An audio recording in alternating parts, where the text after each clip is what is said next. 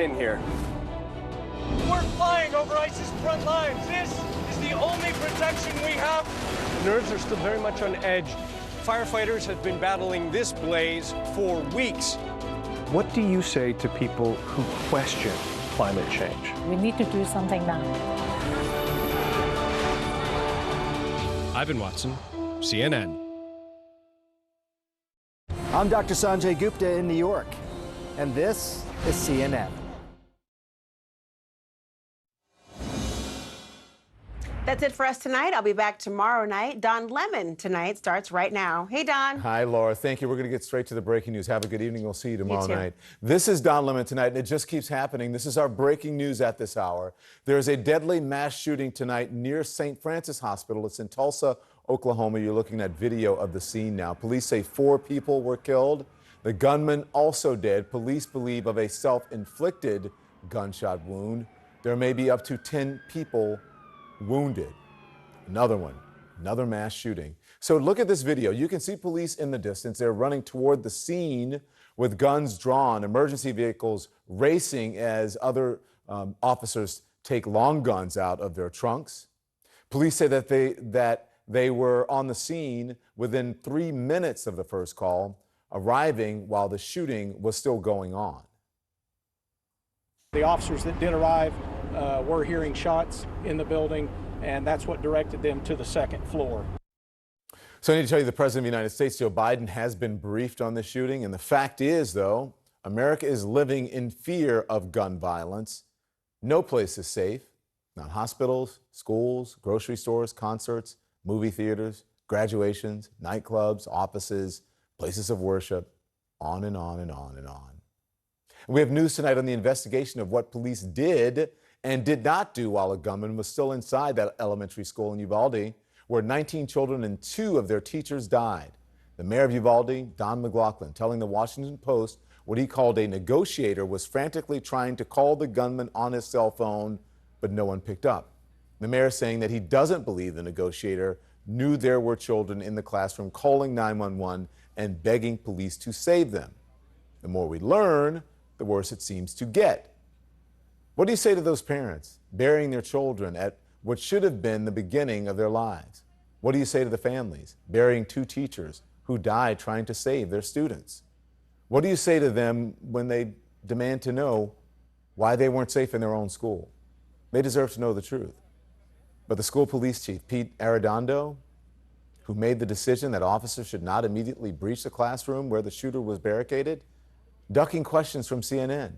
Is he cooperating with the Department of Public Safety or not? And just so everybody knows, we've been in contact with DPS every day, just so you all know. They say They say that you're not cooperating. I've been on the phone with them every day. They say you're not cooperating. So just 2 seconds. Just so you know, we've been talking to them every day. So we're just starting. We have a lot to get to on all of this evening, but I want to get right to our breaking news right now. CNN's Gary Tuchman is on the scene in Tulsa, Oklahoma for us. Gary, good evening to you. 4 people dead, I understand, plus the gunman. Is that correct? That's correct, Don. And here we are dealing with another frightening and appalling mass shooting. And this is really important to point out. Most likely as we speak, family members of these 4 innocent people who just went to a hospital building today for a checkup or to say hello to an employee, or who was an employee. We don't know if it was doctors, nurses, other members of the team who works in this medical building, or patients. We don't know who died. We do know their family members are being notified as we speak, and that's one of the reasons why we don't know the name of this gunman yet. We do know he's 35 years old. He brought a rifle and a gun inside. He is dead. He killed himself. This is the campus of St. Francis Hospital. This is the largest hospital in Tulsa. It's a Catholic hospital system, very prominent, well-known employer, well-known hospital, well-respected, 1,100 beds in the main hospital. And right behind me is a building called the Natalie Building. That's where this happened. The Natalie Building is a specialty building where you go when you don't have to be an inpatient, when you go to see your doctor. It consists of orthopedists' offices, also oncologists' offices. There may be other specialties, but those are the 2 main specialties inside. We are told this gunman went to the 2nd floor. There are reports he was looking for a particular person inside the building. That has not been verified yet, but he was limited to the 2nd floor. He went inside one of the offices on the 2nd floor and started shooting, and he killed 4 innocent people. At this point, we don't know the motive for it. Police seem to know more. They say they have more information right now. So do members of the government here in Tulsa, but they're keeping it quiet right now where they conduct their investigation. But we do know the threat is over. Police are still out here right now. The gunman is dead, but he's taken the lives of innocent people. Just one state and 8 days away from another high-profile shooting that you were just talking about, Don, in Uvalde. And here's the strangest and really unhappy coincidence. I was in Oklahoma today to do a story about active shooting training in another part of the state. I was with some of the best trainers in the state, training new officers in active shooting. While we're in the middle of the shoot, we found out this happened here. We told the police in western Oklahoma what happened. They couldn't believe it. We couldn't believe it. It has happened again. Yeah, Gary, you're right. I mean, we would be covering the fallout from Buffalo and the funerals there, but now we're covering the fallout from Uvalde and the funerals there, and then a new shooting tonight. Our Gary Tuchman is joining us from Oklahoma, Tulsa, Oklahoma, near St. Francis Hospital. Police say 4 people were killed.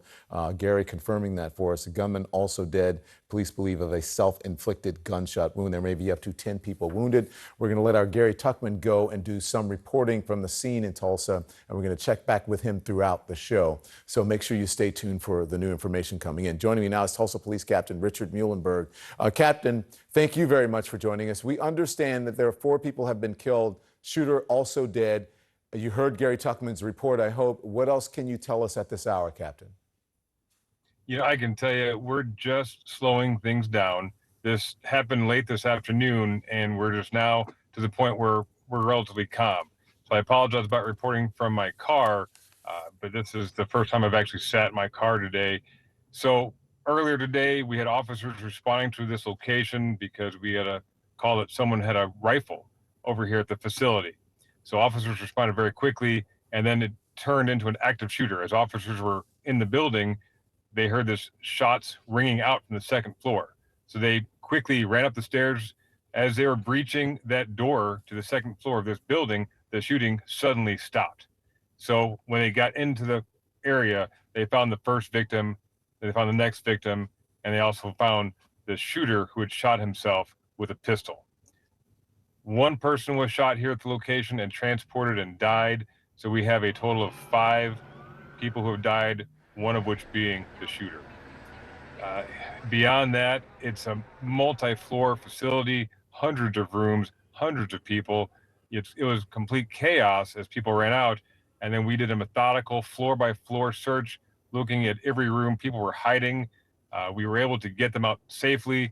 We have a small number of people injured. We're still working that out. So we haven't identified the deceased publicly yet. We're working on notifying the family. And this is a larger story. We're not able to disclose everything at this time because we had to protect the investigative process. Mm-hmm. You know, we're going to have more as the night goes on. We have investigators in other jurisdictions. We have multiple jurisdictions here. So we're hoping we get more answers that we can share with the public here in the very near future. Okay, so you said that it's a wider investigation, as you told my colleague Laura earlier.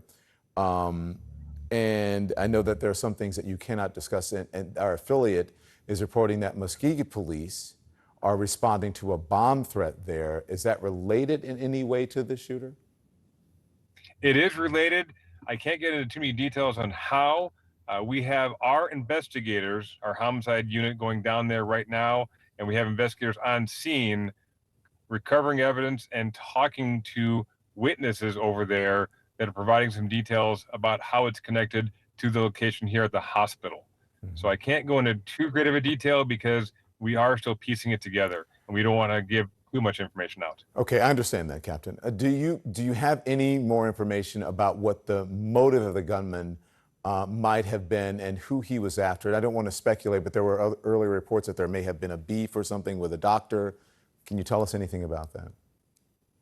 So I can't go into specifics, but I can tell you this is not a random event. It's not as if he went to a hospital and was indiscriminately shooting at people.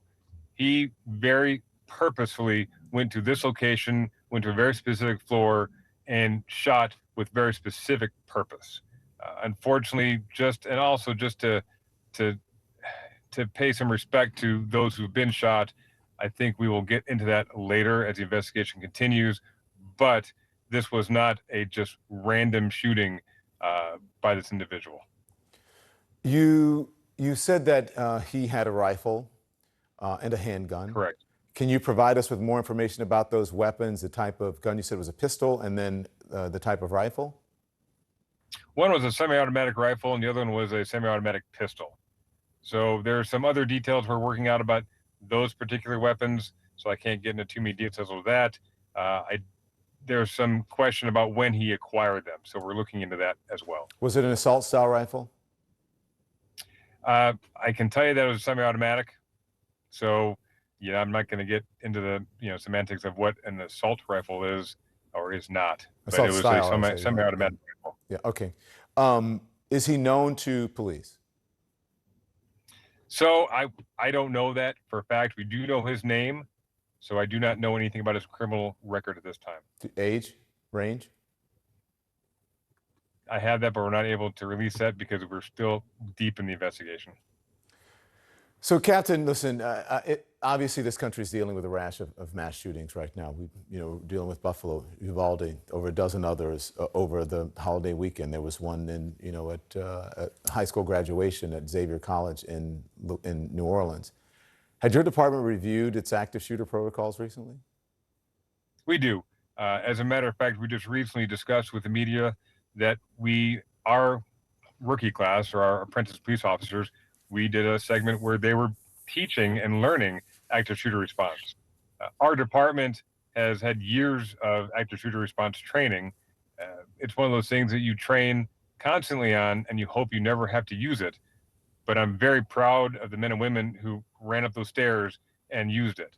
While it's absolutely tragic that anybody lost their life, I feel strongly that the rapid response by our officers prevented the loss of further life. Captain Richard Muhlenberg. Captain, thank you for joining us. We appreciate it. I know that you're very busy. You're joining us in your car. It matters not where you are, as long as you give us the information and you stay safe. And thank you very much. We appreciate you joining us. Thanks. Thank you, sir. So that was Captain Richard Muhlenberg from the Tulsa Police Department, again, saying that there's a total of 5 people dead. That's including the gunman. The gunman went to a hospital, he said, with a specific purpose, intent. It was intentional. He had certain people in mind. He's not giving us the age of the gunman. I talked about the types of weapon, a semi-automatic rifle and a pistol. There also is a wider investigation. Part of that is a bomb threat in another community. So we'll get as we get details, we'll report them to you here on CNN. I want to bring in now CNN national security analyst Julia Kayyem. Julia, thank you. Here we go again. We're talking about another deadly shooting. Americans are living in fear of gun violence right now, from grocery stores to schools, churches, graduations, hospitals. Where are we supposed to be safe? So we can get safer. I think safe is difficult now. And I think if we get this idea that we can get to safe, we're going to miss the opportunities to become safer. And I think that needs to be the goal now. And we need to be honest about it. We don't need perfection at this stage. We basically need to get to a stage where each of these is viewed. We can have an explanation that's individual for each of these, right? There's the loser and the loner and the enigma and the radical and the guy with a grievance, and it's a blue state or a red state, or it's a hospital or a synagogue or a church or a movie theater, wherever, right? And it takes 2 minutes for the police to come, or 10 minutes or an hour for the police to come. And we can look at these individually and not take a step back and just look at the totality, which is we can get safer because the common connective tissue we know is guns that are killing quickly. This is what the interview just before told us. And so I don't think about safe. I study the history of disasters. I don't believe in safe in a country like ours, but I believe in safer. And I think if we can begin to look at that as a focus and not get distracted by all the different tales that each of these tells us, and to look at our capacity to assert agency in terms of making us safer, then we can come to some resolution. I hate to say this to you and to everyone. I've been here so much lately, and I heard that 4 people were dead. And I thought, honestly, Don, well, that's good. how dare I, right? I mean, in other words, we become so immune to these numbers now, right? Yeah, like these are the 4 lives, but then think of the concentric circles that are impacted by this for decades to come, children and parents and everything. And so we need to just bear witness. I mean, I think that's what we need to do, is not look away and bear witness that it's not just 4 people and therefore that's a good resolution. It's 4 people and hundreds and thousands impacted by one moment today. Yeah. When I heard about it, you hear, oh, it's in Oklahoma. And you think, well, how many people? That's the first thing you think, is how many people, right? And then when you hear the number, you say, well, is that going to go up like it often does? Right. Right. Yeah. So or will that even be your story? I mean, to be honest, when I first got the first hints, if it's none dead but just a bunch injured, would that even make the news? Because we have 2 other mass shootings going on simultaneously. Yeah. The police department made a point of laying out their quick response time to this incident. Yeah. In the face of what we saw in Uvalde, should that give the public some measure of reassurance? Because you just said, look, you don't believe in safe, but safer. But is that some measure of, okay, well, it is. They can act quickly. Yes, and to hear the previous interview of the officer not answering your questions because he didn't have the answer or he wasn't prepared to, which is what he should be doing, and controlling a narrative, not because he wants to keep the information, but because there's a reason why we need to validate certain things. This story that we're hearing about whether there was a motive or a particular target, you want to validate before you begin to surmise. And what we saw in Texas was not only a bad response, a delayed not a rapid response, but delayed activation of a rapid response. But now the sort of tragedy upon tragedy of a narrative that no one can seem to control because no one seems to be getting control of the facts. So in other words, we can see that these systems of preparedness, training, exercises, nimbleness, communication, all the things that we learn in crisis management can work to minimize the harm. So we can, as I say, fail safer, because this is not a good night, but it could have been worse. And I think that's important because then we can begin to both criticize places like Texas where they fail to do that, but also invest in the preparedness, not just police officers, but others, in terms of minimizing the consequences, failing safer, and making things less bad. And that's unfortunately where we are, but that should give us some hope in an odd way. And we have agency to demand that things are less bad. That we can do. We've been covering these for years, but I'll just go back to Buffalo. You were here and you said, everyone said, including you and myself, sadly, we'll be back here doing it again. Then Uvalde happened and we said, sadly, we will be back here doing it again.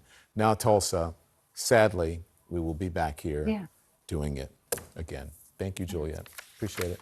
Thank you, Don. The deadly shooting in Tulsa coming just days after the school shooting in Texas, where there are a whole lot of questions about the police response.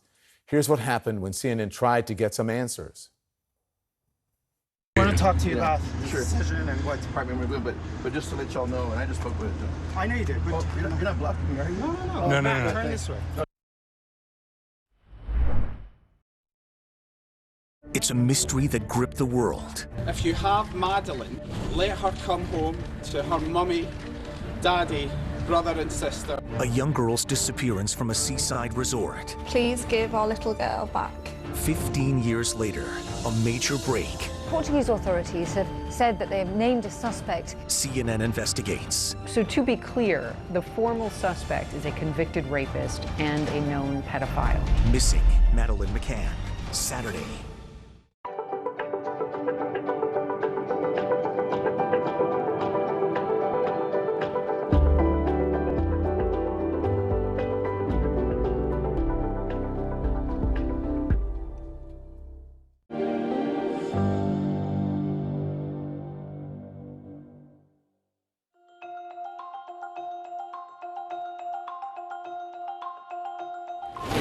I am Fahad Hamiduddin, the CEO of the Saudi Tourism Authority. I think if you think of travelers in today's life, they want to immerse in what's authentic. I think people are less looking for, the same old in every place, and they want what is authentic. And I believe that's on us. There are strong commitments that Saudi Arabia is making, like committing to 30% of its land to remain reserves, to rewilding over 21 species, including the Arabian leopard. Or when it's designing its new projects like the Red Sea Project, we're keen to make sure that regenerative tourism sits at the heart of our master planning and product design.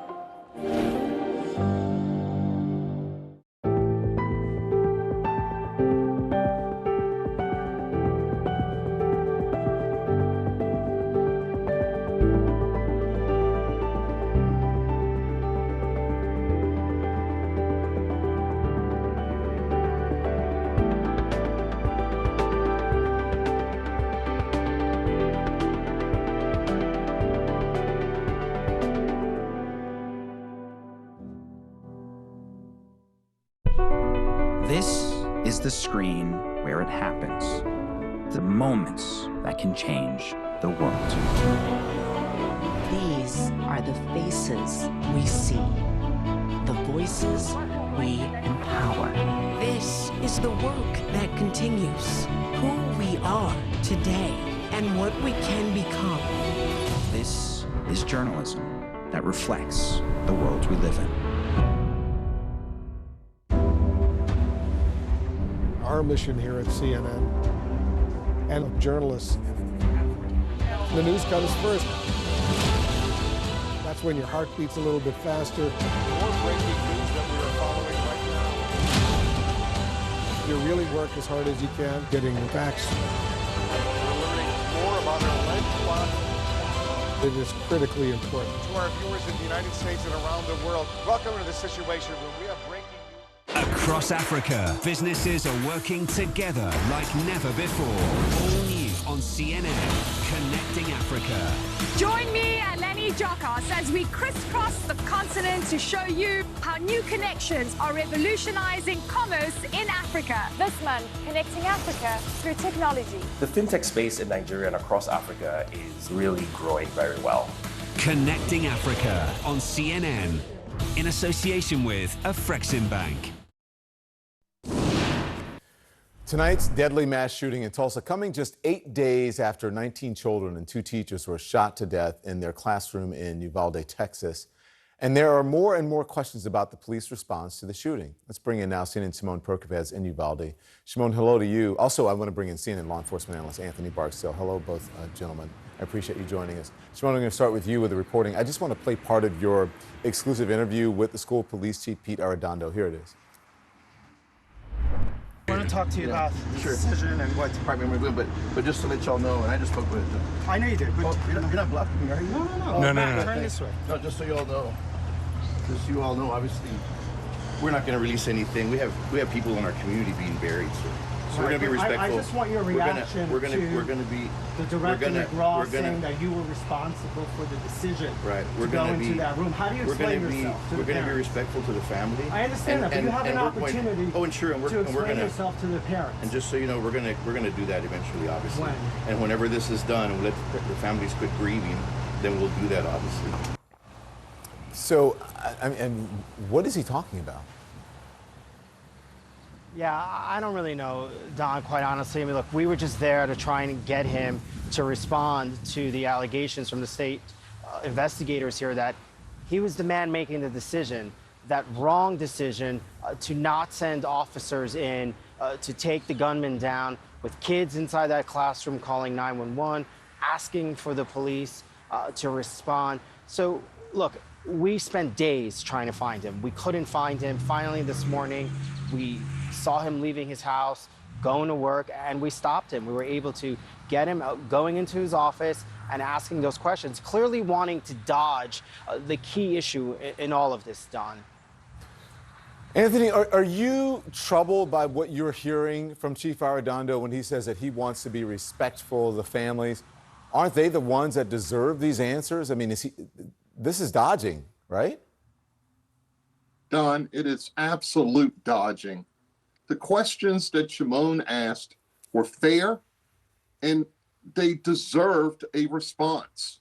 So he has a different agenda than to give those parents, those children, those teachers, the information that they need, that they are owed due to his tactical failure to make the right calls as the incident commander in this tragedy. The mayor of Uvalde, Don McLaughlin, told the Washington Post that he witnessed a would-be negotiator trying to reach the gunman via cell phone at the staging area that was near the school. Is that the right protocol for an active shooter situation, Anthony? Why are they trying to negotiate? Right. There's an active shooter in there. You've got kids in school. There is no negotiation. You're going in to take out the threat. Why a negotiator is trying to negotiate is beyond me. It is the incident commander's fault. When you engage, you keep going until the threat is eliminated. It makes no sense. Anthony, I've been hearing from members of law enforcement, former members of law enforcement, who are saying, why are you criticizing the police's actions in this particular situation? You don't know what's happened yet. The investigation has to play out. Stop casting aspersions on the police. What do you say to that? To hell with them. You've got 19 kids, children slaughtered, 2 teachers slaughtered. And to not look at the incident and say, what happened? Why did this happen? What can we do better? That's part of the job. The after-action reports, the after-action review, was created by the Army in the 70s to look and review what happens after a bad incident or something goes wrong. This went wrong. To say that we should not look is foolish. Anthony Barksdale, Shimon Prokupecz, thank you both very much. I appreciate it. So he's a Texas Republican who is demanding action to avoid the next mass shooting in his state. Action his governor is so far not taking, I should say governor. State Senator Kel Seliger speaks out here. There he is. He's next.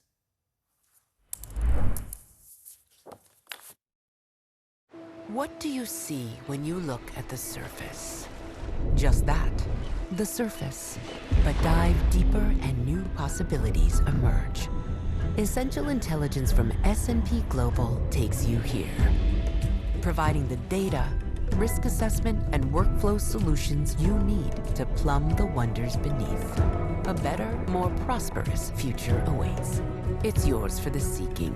S&P Global. Seek and prosper. I'm Christiana Manpour in London, and this is CNN. When you follow a story, you may be asked to take risks. These protests are a test for Hamas. Where Iraqi troops would pre-position and these Americans would advise them. The protesters are just outside a military base. They're throwing rocks. Any understanding between Israel and Gaza could quickly fall apart again. You witness persistence, and that's where change happens. The one thing they have in common is a determination to keep going.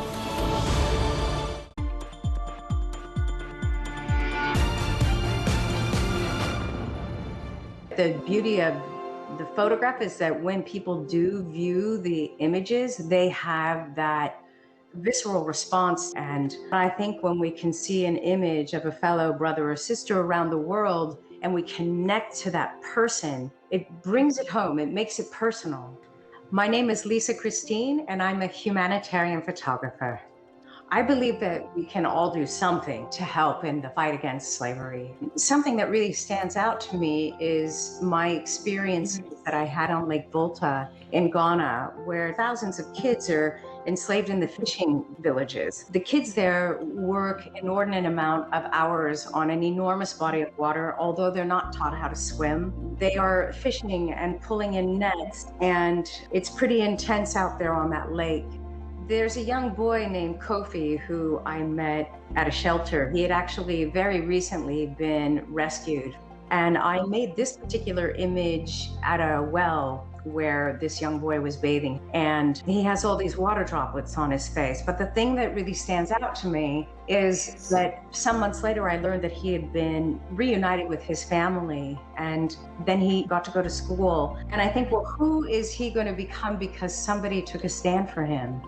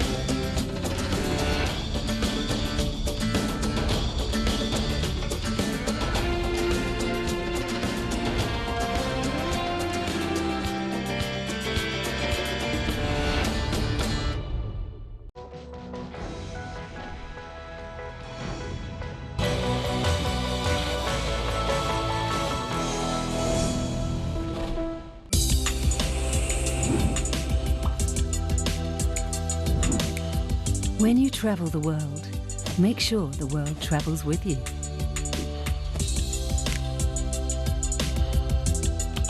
Check in, log on, and get connected with all of the latest developments at your fingertips. CNN Partner Hotels, connected to your world.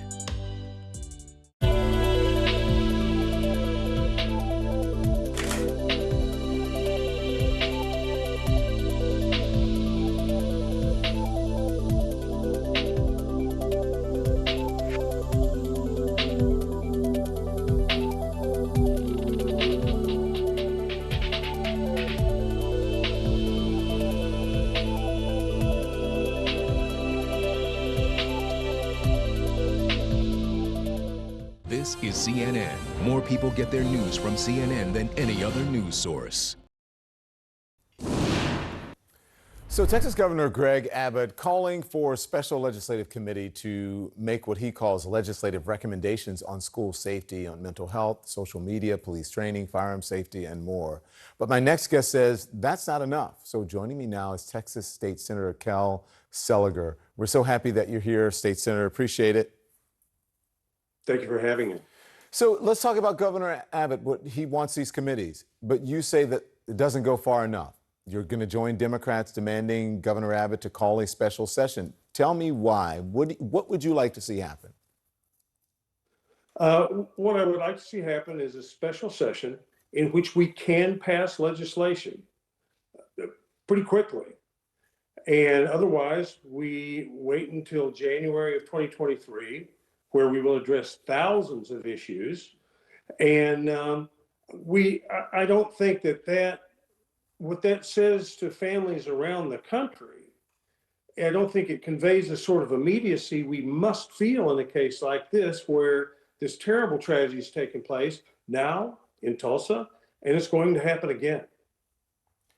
When there was a shooting, you're right, it is going to happen again, sadly. When there's a shooting spree in Odessa, Texas, this is a few years ago, an area that you represent, you said that Governor Abbott declared that this wasn't going to happen again, right? It has happened again. And how did that impact you? I haven't slept well for 8 days because I sat there in the 87th legislature and the attendant couple special sessions, and we did nothing. And I've spent sleepless nights since then because we should have done something. We should have at least had a very incisive dialogue about what can be done. And that's why in my call for the special session, I said we should sit down with the FBI, Department of Public Safety, alcohol, tobacco, and firearms, and talk about what would work in Odessa or El Paso or Santa Fe or Uvalde, and start coming up with solutions. There are parents right now that are scared to death to send their kids to school tomorrow and September 1st, and they need some assurances. I guarantee you that superintendents in public schools all over the state of Texas and the country are looking again at the steps that they have taken. but there's a role for the legislature to play. We make the laws. But listen, you say you haven't done anything. You have done something. Texas has loosened restrictions on guns over the last several years. Governor Abbott signed legislation that you voted for, which allows Texans 21 and older to carry handguns in public without license or training. Do you think that's a mistake? Laws like that, are they mistakes? As I look at it, they were largely unnecessary, more unnecessary than mistaken. There was nothing about the bill considered on permitless carry in 2021 that would have kept what happened in Uvalde from happening. And so we want some real solutions and things that are really going to hopefully lessen the risk that this will happen again. How do you know what the solutions are if you don't put everything on the table and at least consider? You got to start somewhere. I mean, you know that, Senator. We should consider everything. And that's why when you have authoritative sources like DPS and FBI come in and say, in our experience, substantial, these are the things that will lessen this. The problem that you've got is that what would have maybe kept Odessa from happening or El Paso are not the same things necessarily that would keep Uvalde. And that's why all things ought to be on the table. We could argue that if 18-year-olds could not buy assault rifles, this young man would not have gone into the Uvalde school so well armed. Senator Kel Seliger, I appreciate you joining us here on CNN. I hope that you would join us once again because we need to talk about solutions. So thanks. We'd have more time, but again, here we go with the breaking news, and we need to cover more of it. Thank you so much. Anytime. Thank you. Thank you. So there's also a verdict in the Johnny Depp Amber Heard trial to talk about, but it's more complicated than you might think. That's next. Across Africa, businesses are working together like never before. All new on CNN, Connecting Africa. Join me, Eleni Jokos, as we crisscross the continent to show you how new connections are revolutionizing commerce in Africa. This month, Connecting Africa through technology. The fintech space in Nigeria and across Africa is really growing very well. Connecting Africa on CNN, in association with Afreximbank.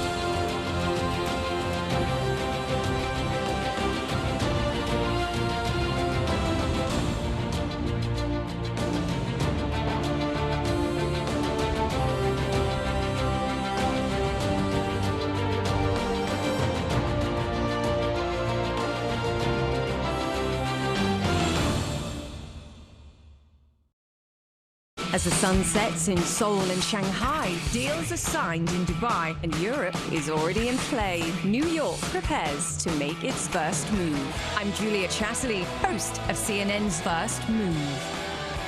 I'll speak to newsmakers, risk takers, and the ultimate game changers. Bold moves, big deals, winning trades. It's all right here. Make CNN your first move. First Move with Julia Chatterley today. I'm Nick Watt in Los Angeles, and this is CNN. So a jury, mostly siding with Johnny Depp, but ruling that he and Amber Heard both defamed each other in their lawsuit against each other, mostly in Depp's favor. He was awarded a total of $15 million in damages. A jury agreed with Depp's accusation that Heard defamed him in a Washington Post op-ed in 2018, where she alleged domestic abuse. He denies the allegation and claims it cost him lucrative movie roles. Heard countersued, also for defamation. She was awarded just $2 million in damages and plans to file an appeal. It's a bit confusing, so there's a lot to talk about. CNN legal analysts Areva Martin, Joey Jackson, both join us now. Thank you and good evening to both of you. Areva, break this down for this verdict for us. It was a long trial, shocking testimony, but this is really a victory in large part for Johnny Depp. Well, it is in a sense, Don, that he got a jury award, $10 million in compensatory damages, $5 million in punitives, which was reduced by the judge to a statutory cap of $350,000. So it's important to note that. But I don't know if we should call it a victory for Johnny Depp when you think about the mountain of evidence that came out, suggesting and, in my opinion, proving that he abused Amber Heard. We know there's evidence that he presented in his own case about drug and alcohol use, text messages where he's calling his ex-wife the most horrific names that you can think of, talking about wanting to have sex with her burned corpse. So I don't think this jury award, this monetary award, and Johnny Depp, as you know, Don said this was never about money, but I don't think he can consider this a victory. I don't think any of us should consider it a victory. And I definitely he does consider it a victory. He said as much. I mean, he was, I think, having drinks when it came in and was celebrating. And he's entitled to that. Yeah. But if you call it being a victory to have produced before the entire world, the millions of people that were watching this trial, the kinds of comments and the conduct that you engaged in with respect to your ex-wife, I don't see how that's a victory for someone who wants to be revered in the media. I don't think it's a victory at all. Joey, you said that the jury rejected Amber Heard completely and that Depp had to overcome a First Amendment issue. Was Amber Heard's credibility on trial here, and why do you say that? Do you think it's a victory as well? Yeah, her credibility was certainly at trial. Good evening to you, Don and Areva. Listen, there's two different courts, I think, to talk about, and I think Areva's addressing the court of public opinion and with respect to the evidence and how, in my view, also I was shocked because it was compelling evidence as to misconduct of some type, not criminal, of course, but just with respect to how he treats women. But in terms of court, this was a resounding victory for Johnny Depp. There's no question about that. When you look at defamation cases, what is defamation? It's a false statement, in this case writing, relating to the 2018 op-ed, which is actually not only false, but injurious to a reputation, which impairs, you have to establish the causal connection to that reputation and your standing in the industry, which the jury found. When we talk about compensatory damages, what those damages are, Don, is they're damages designed to compensate you, to make you whole, to put you in the position you would have been in absent the defamatory statement. So the jury obviously bought his diminishing stardom as a result of that. And then you add the other element they found, which is because he's a public figure, you have to establish actual malice. What is that? It's you saying something or writing something with knowledge of falsity or, right, a reckless disregard to the truth. And so in this day and age where we say what we want, do what we want, right? We wax poetic about what we want. For the jury to establish those conclusions, there's no question about it that from a legal perspective, this was just a complete win for Johnny Depp. We can argue all night as to whether the jury got it right, as to whether what we heard about drug use and other issues, the language used as it relates to Amber Heard and other women, whether that's improper. We can have that discussion. But from a legal perspective, wow, just shocking to me that he carried the day and the 7-member jury was unanimous. I was shocked, especially with a public figure, because the bar for defamation is really high, slander and defamation, but they're both public figures, so maybe that played into it. Amber released this statement. Amber Heard released a statement saying that she is heartbroken over the verdict. She says, I'm even more disappointed with what this verdict means for other women. It is a setback. It sets back the clock to a time when a woman who spoke up and spoke out could be publicly shamed and humiliated. It sets back the idea that violence against women is to be taken seriously. What's your reaction to that, Areva? I agree with it wholeheartedly. And let me just say this, Don. No doubt I agree with Joey that in terms of legally what happened, Johnny Depp is the big winner. He got a $15 million civil judgment against Amber Heard. The jury accepted all of his claims. They found him incredible and basically found her not to be a credible witness. They rejected the notion that she was abused at all. So even though there was evidence of multiple occurrences with respect to physical abuse, the juries didn't believe it. They rejected it. But I do think this is a huge loss for women. Another rich and powerful man wins the day. Women who have been afraid to come forward to talk about abuse from powerful men, I think will be further discouraged from doing so. I think it will chill those, the speech that women have a constitutional right to use to talk about these kinds of allegations. The Me Too movement, this is the biggest trial we've seen in this era, and in the biggest trial that we've seen in a time period when we say we are believing women. Resoundingly, this jury did not believe the woman. And I was shocked by that, not just the social media, attacks on Amber Heard, how she was vilified in the social media, but even this jury. And it shouldn't be lost on us, Don, that there were 5 men on this 7-panel jury. Not to say that per se had anything to do with it, but I think that's going to be an interesting study as we learn more about who these 5 men are, how men are thinking in this moment about the Me Too movement. We know there's some backlash to the movement, some men thinking it went too far. And maybe some sociologist or someone studying this will say this was an effort to kind of right the ship as it relates to these types of allegations. But I'm saddened by it as a civil rights lawyer that's represented women, because I know how hard it is for women to talk about being abused. And this is going to make it hard. Yeah, there's so much to talk about. We could go on and on, but unfortunately, I don't have the time in this moment. We'll get back to this conversation, though this is not the end, of course. Thank you both. I appreciate it. President Biden questioned on what he knew and when he knew it about the formula shortage affecting families across the country. His surprising answer next. Plus, another shooting tonight. At least 4 people dead in Tulsa, Oklahoma. We're going to have the latest at the top of the hour.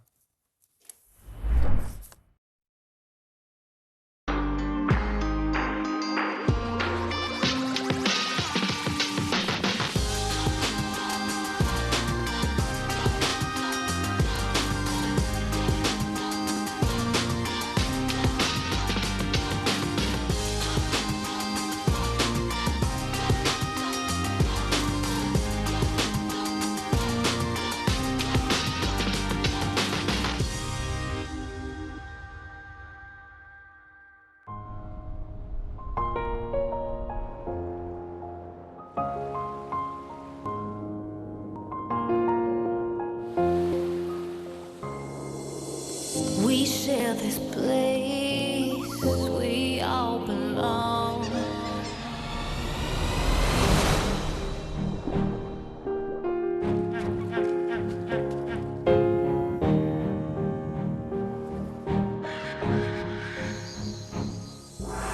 We have to restore this planet's soul.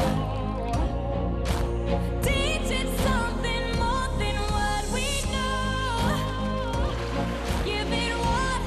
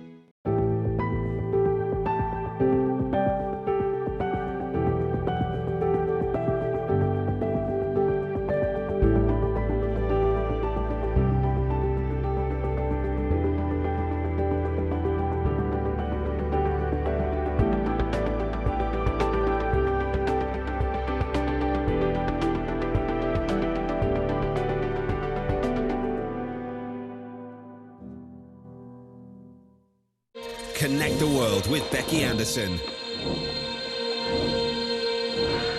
It all starts here. Changing, fighting, creating, connecting. That's why we're here. We live here, we work here, we're from here, and we'll go wherever the story takes us. I'm Becky Anderson in Tehran. We are in Jerusalem. Real news that shapes our world.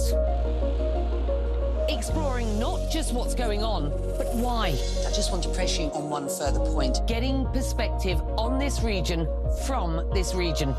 Places that many of us know, but few of us get to see. Observing countries on the move, still rooted in tradition. It all starts here, and that's why we're here, bringing you the world from our Middle Eastern hub. Connect the world with Becky Anderson, today on CNN. Welcome to The Lead. We begin with breaking news. The United States has plunged into a recession. We're seeing infections at an all-time high. What's your reaction to that? Here are the facts. The Lead with Jake Tapper. It's a mystery that gripped the world. If you have Madeline, let her come home to her mummy, daddy, brother and sister. A young girl's disappearance from a seaside resort. Please give our little girl back. 15 years later, a major break.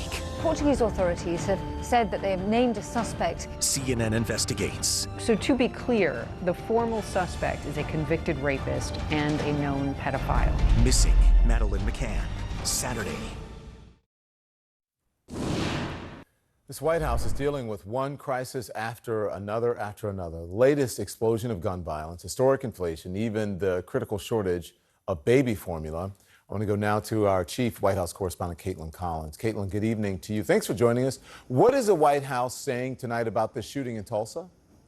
Well, Don, we know that President Biden has been briefed on it. They are keeping an eye on it, seeing what's happened. We know that at least 4 people have been killed so far, but it's really, you talk about one crisis after another. It's also one shooting after another that the White House is having to deal with, because it seems like every other day almost President Biden is being briefed on this, given tonight he was briefed on what happened in Tulsa 8 days ago. It was what happened in Texas. And before that, 18 days before that, of course, it was what happened in Buffalo, New York. And so this is something that has become this reoccurring issue for the White House in recent days. And Don, we should note that it came today. Reporters asked President Biden if he felt confident that anything was going to happen in Congress when it came to guns. Obviously, that's been the big discussion here, as you've seen what's been happening out in the nation. He said he served in Congress, Don. He is never confident that Congress is going to get something done, that we're waiting to see where those negotiations play out.